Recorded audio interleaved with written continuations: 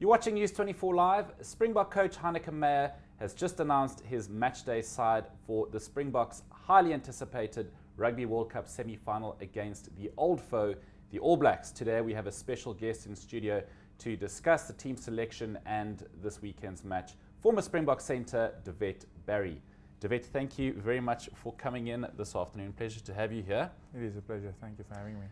First of all, the team unchanged, other than on the bench, Victor Matfield is fit again, so he replaces Peter Steph du Toit. But do you think that this is the best side that the Boks can put out against the All Blacks? Listen, firstly, it's great that we can select the same side. You know, I don't think Heineke had this pleasure even before the World Cup. You know, he's always had to deal with injuries and players not available due to overseas commitments, etc. So it's great, and we saw since the Japan game that we had consistency in selection, and consistently the guys are performing better.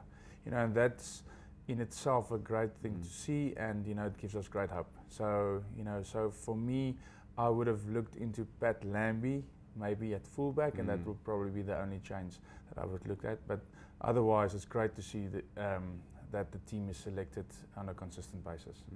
Why do you think Heineke Meyer has stuck with Willie Leroux at 15? Well, you know, he can do the magic that we all know he can. You know, we haven't seen it yet, but in the World Cup specifically, we've seen it before many times, and he does have a real talent. You know, he's a fantastic rugby player. I thought maybe from a kicking point of ability and pole kicks as well. You know, we want to get a backup kicker for Andre Pollard. You know, we can't afford that him. You know, not saying he will, but we hope that if he maybe misses one, then you have Pat Lambie there, then he can kick a few as well. You know, so from a quarterfinal point of view, I would thought, you know, that'll be a great asset for the team to have a backup goal kicker in the team. He's on the bench, so but still, I thought he could have got a nod. Yeah. Devet, so the Boks haven't faced the All Blacks in a World Cup since the 2003 quarterfinal in Australia, which you played in. Yes. And the Boks went down 29-9. Yes. Now, it sounds like no one's giving the Boks a chance. Yeah. The slightest of chances. They came very close to beating the All Blacks earlier this year. Yeah. What do you think they have lying in wait for them? No, listen, at this stage, the Boks, I think, are definitely capable of beating them. You know, I want to stay positive. You know, the All Blacks played an unbelievable game last week, you know, and I'm not saying they won't be able to get the same game going this weekend. But the fact is, it will be very hard for them to get the same performance going, and they're playing a much better team this weekend. You know, so Africa is the one team that I believe that can perform on this level and beat them. You know, they are one of the teams, one of the few teams that can beat a great All Black side like this one on a high stage like this. So I back them. You know, I'm a bit patriotic, but the fact of the matter is I know they can beat them. They've got a great coaching staff. They have a great team. They've been consistently performing better since the Japan game, and we're only going up, you know, so that's great for me to see, and that gives us a lot of peace. So I hope and I do believe that we have the ability to beat them.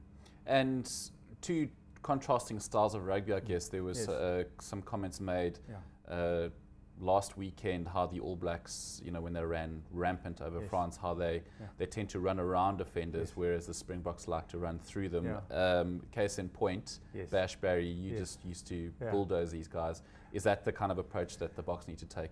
Well, you know, there will be a few things they have to change to beat the All Blacks. You know, I thought our ball in contact were poor. We lost ball in contact quite a few times, and then the breakdown.